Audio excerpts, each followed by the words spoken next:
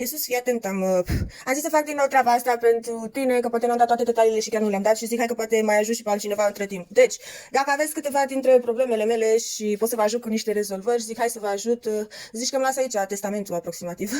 Just in case I'm not here, people, you can use my tips, saving your life or shitty situation. So then, asta este pentru căderea părului. Mă repet, este foarte bun. Gerovetalul, tratament expert, ser, anticădere, anti-hair loss serum, Livin Pro Capil Bio Capigen.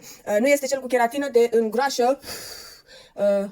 îngrașă scalpul, îl împăxește, îl sufocă cel cu keratină, deci nu vi-l recomand, sunt două spray-uri, unul scrie keratină, nu vi-l recomand, ăsta este Live-In și dacă citiți aici pe spate, aveți o grămadă de beneficii, castor oil, zinc, biotin, sunt mai multe chestii care ajută scalpul, căderea părului și așa mai departe. Sunt vitamine benefice pentru scalp. După ce vă spălați pe cap, vă ștergeți cu prosopul și după dați 2-3 fusuri, faceți cărare de păr și dați 2-3 fusuri pe piele, masați 2-3 fusuri în stânga, dreapta și sus, pe centru, în părți laterale, pe spate, câtuși decât să intre pe piele, pe scalp, să-și facă efectul. Nu vă recomand minoxidilul sau produsele cu minoxidil pentru că dilată vasele de sânge capilare și aveți riscuri mai mari să vă plesnească un vas de sânge la cap.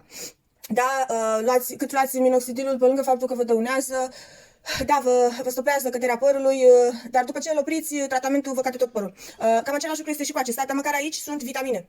Aici este un plus, un supliment pentru scalp, pentru rădăcini și este mult mai natural decât minoxidilul sau produsele cu minoxidil. Așa că țineți cont, ăsta este foarte bun. L-am mai folosit, cât îl folosesc, nu mai cade părul atât de mult. Țineți cont, ca un șampon. Adică puteți să-l folosiți mai tot timpul. După șampon, vă clătiți, vă ștergeți cu prosopul și după dați câteva fusuri, vă faceți cărare de păr, ca să nu-l dați în păr și degeaba. Vă faceți cărare de păr, dați pe piele, masați, stânga, dreapta, sus, spate, este cât se poate de șmecher. Bun, mai departe, am vrut să specific. Dacă aveți probleme cu somnul, melatonină pură de la Essie. Este cea mai bună treabă. O iau, cred că de vreo 10-15 ani, să fiu sinceră, că am probleme cu somnul și este cât se poate de șmecheră. Cam cu o oră, două, depinde cât de greu adormiți. Înainte de somn luați o pastiluță de melatonină pură de la Essie de 5 mg și este șmecheră. Bun. Mai departe, avem aici Brufen Retard, ibuprofen pentru... Eu acesta vi-l recomand fetelor dacă aveți vreodată probleme grave de răceală la ovare. Eu pentru asta, de-aia, e cel mai șmecher pentru așa ceva. Dacă aveți dureri în perioadele acelea lunare, dureri grave, groaznice, de nu vă trece cu absolut nimic, o pastiluță de-asta este ceva fenomenală, mai ales și ziua, dar mai mult noaptea, nu știu, perioada prelungită, vă zic se poate de sincer, uite, comprimate cu eliberare prelungită, vă ajută ceva fenomenal. Deci nu există pastilă pentru durerea asta mai bună decât ce vă recomand eu aici, vă zic se poate de sincer, dar, din nou, mâncați foarte bine înainte să le luați. Mâncați foarte bine înainte să luați, da? Mâncați cu pâine. Și după luați o pastiluță de genul, mamă, și să simte foarte bine totul. Bun, mai departe. Jesus, ieri am explicat ketonalul. Și ăsta e antiinflamator și ăsta e antiinflamator. Dar se duce în părți diferite ale corpului. De-aia ăsta îl păstrez. Ăsta dacă le iau pentru durerea de cap nu mă ajută. Dacă le iau pentru ovare ajută. Ăsta, dacă le iau pentru durerea de cap, ajută. Dacă le iau pentru ovare, nu prea ajută. Bun, ketonalul duo. Este cât se poate de șmecher, cel mai șmecher. Într-adevăr, ai nevoie, cred că, de prescripție și la asta și la ăla. Dar dacă te înțelegi pe acolo cu farmacista sau poți să-ți iei o prescripție de la medicul de familie, ar fi fantastic să ai în casă așa ceva. Ketonalul duo este cea mai bună pastilă pentru migrene, durerile de cap groasnice. Eu am început să-l iau, îl iau rar, într-adevăr, la crize, dureri grave de sinuzită. Crapă craniu, sau dacă mă trage curentul, sau dacă e tâcă și e o durere gravă, nu-mi trece cu absolut nimic decât ketonal. Din nou, se mănâncă foarte bine înainte, da? Deci la dureri grave de cap, da? Dureri grave de cap. Bun, aici avem extra valerianic cardio. Da, bun. Ăsta este aproximativ cam același lucru, durerea de cap, dar pentru tensiune. Sunt dureri diferite ale corpului, cum te înțeapă stomacul sau te arde sau ai stări de vomă sau XYZ, da? Ăsta este în momentul în care ai o tensiune foarte mare pe creier. Nu e durerea, e tensiunea. Simți că îți vine să-ți plesnească ceva la cap, o tensiune fantastică pe creier, îți pompează tâmplele sau vasele de sânge, simți o presiune fantastică, decât să dai o drincuială sau să tragi altceva sau XYZ, poți să iei un extra valerianic cardio, e o pastiluță de asta, o spargi în gură, are un gust puternic de mentol, te calmează instant, zici că ai luat o gură de Iceland, zici că ai luat o gură de iceberg, deci îți calmează direct toate simțurile pentru că este un mentol foarte puternic și îți taie orice stare de anxietate sau atac de panică sau stare de nervi. Este cel mai bun de asta la distonocal. Distonocalmul nu-l recomand, că este un sedativ foarte puternic, foarte puternic. Asta este the best next thing after it. Este un strop de calmant, să zicem, pe creier. Dacă ai atacuri de panică sau anxietate sau stări de nervi sau simți că îți pompează creierul foarte rău în momente tensionate, iei o pastiluță de asta, o spargi în gură, nu înghiți. O spargi în gură, are gust de mentol, îți redirecționează toate simțurile, toate gândurile fix spre gură. Nu mai poți să gândești la altceva câteva secunde, deci îți oprește creierul din a gândi situații tensionate. Are un strop de mentol, un strop mai puternic, și are ceva strop de valeriana, care este sedativ. Nu te ia somnul după, ținem cont, nu te ia somnul, dar îți dă o stare de calmitate. Deci îl recomand, îl vedeți că îl iau în momente foarte tensionate, de mai îmi dă sangrele pe nas, de nervi, sau mai împiuie creierul, tâmplele, fruntea, XYZ. Este foarte șmecher, foarte șmecher. Bun, next. Pentru stomac antivomit, emetiralul. Pe vremuri era motilium, l-am luat toată viața, dar a dispărut după fața pământului. Și a rămas emetiralul, trebuie să aveți prescripție la el. Din păcate. Este foarte bun antivomit. Dacă aveți probleme cu stări de vomă, cum eu am ulcerul gastric de mică și am stările de vomă la ordinea zilei pe bază de nervi, emetiralul este foarte șmecher. Dacă nu aveți posibilități de prescripție, cel mai bun după este emetixul. Rău de mișcare și, uite, grăsuri matinale, susține funcționarea sistemului digestiv, extract de ghimbir și bla bla bla.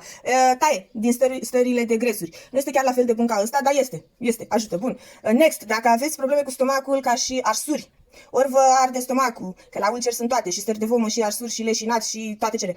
Dacă aveți arsuri de stomac sau probleme cu aciditatea gastrică sau XYZ, the next best thing este famotidina. Pe vremuri era ranitidina, dar au scos-o de pe piață de nemernici, erau că era prea ieftină și prea bună, și după ranitidina au scos-o și au băgat un Nexium. Este același lucru ca și ranitidina, doar că mult mai scump. Și erau câteva pastile, am luat de câteva ori, nu era ceva wow. Am rămas la famotidină, e o lecuță mai ieftină și își face efectul. Deci vă recomand famotidină dacă aveți probleme cu stomacul. Luați o pastilă sau două și vă lasă. Bun, ce mai iau eu maltofer? În caz că aveți deficite de fier, vedeți galben din când în când, că eu nu prea pot să mănânc pește sau produse din fier, că am stomacul, în fine. M-am obișnuit cu maltoferul. Este foarte șmecher, să ia, să mestecă o pastilă, are gust bun, dulce, nu mai știu exact. O pastilă să două, în cazuri mai extreme, e bine să le aveți prin casă. Și aici avem, dacă aveți, ferească Domnul, dacă vreodată aveți probleme cu astmul bronșic, alergic, la polen sau la stări de nervi, Dimista este cel mai șmecher. Spray nazal. Este bun că desumflă și gâtul, astmul bronșic, alergic, și când îl dai pe nas, da, intră prin corp, ajunge și pe gât, se duce, da, pe partea aia, doar că ideea este, în principiu, se dă pe nas ca să ajungă la creier. Îl tragi pe nas și o ia în sus, spre ochi, la creier. Ajunge mai mult substanța să calmeze mai mult starea de astm bronșic, alergic, la polen, ceea ce e mai regular, sau la nervi. În momentul în care te enervezi, se activează direct gâtul, să umflă. Și de-aia este aproape un sedativ și pentru creier. Ajunge de pe nas mai repede la creier, țineți cont. Un fus sau două, în momente dacă treceți prin așa ceva, îmi pare rău pentru voi, eu trec la ordinea zilei și este foarte trist. După cum observați, mai am un sfert. O să mai iau. E scump, undeva la 80 de lei, dar e șmecher. Este cât se poate de șmecher. Este ceva de n-am cum să vă explic. Bun, ăsta este foarte șmecher. Claritinul, ați auzit de el sau nu? L-am nișat.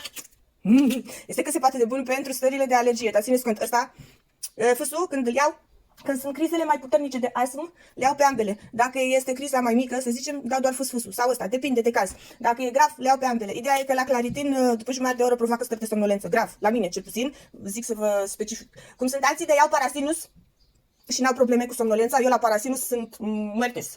Sunt leșinată, dorm, adânc somnul, anyways. Așa că dacă aveți probleme cu stările de nervi ca și alergie, de se poate manifesta. Eu am luat claritinul, mie mi-a fost recomandat, am mâncat odată o pungă de chipsuri și era expirată punga de chipsuri și n-am știut. Și m-am umplut de bube și m-am mâncat toată pielea și a fost foarte dubioasă treaba. Și când am întrebat doctorul, mi-a recomandat claritin. Este într-adevăr un antialergic către orice de asta, înțelegeți la ce mă refer? Deci țineți minte și chestia asta. Cam asta a fost pentru astăzi, o mică parte, că mai sunt atâtea pastile și atâtea chestii, dar am zis că dacă aș putea să vă ajut cu chestii mai esențiale, mai, nu știu, să vă scap din momente mai tensionate sau mai grele sau dacă pot să vă împărtășesc un strop din my knowledge towards you, to help you people, why not?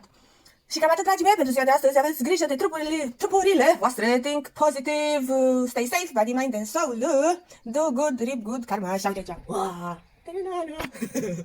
Pope, pope, pope, pope.